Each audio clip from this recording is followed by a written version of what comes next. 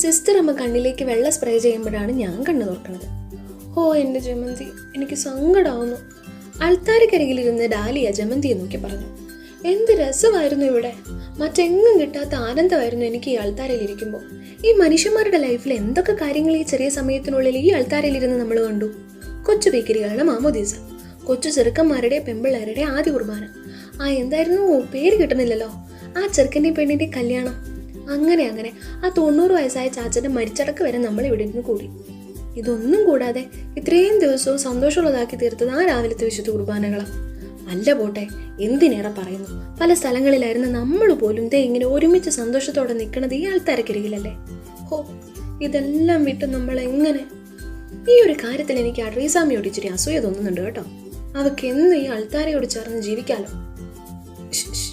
ഒരു ചോദ്യം, നമുക്കങ്ങനെ ജീവിക്കാൻ പറ്റണുണ്ടോ?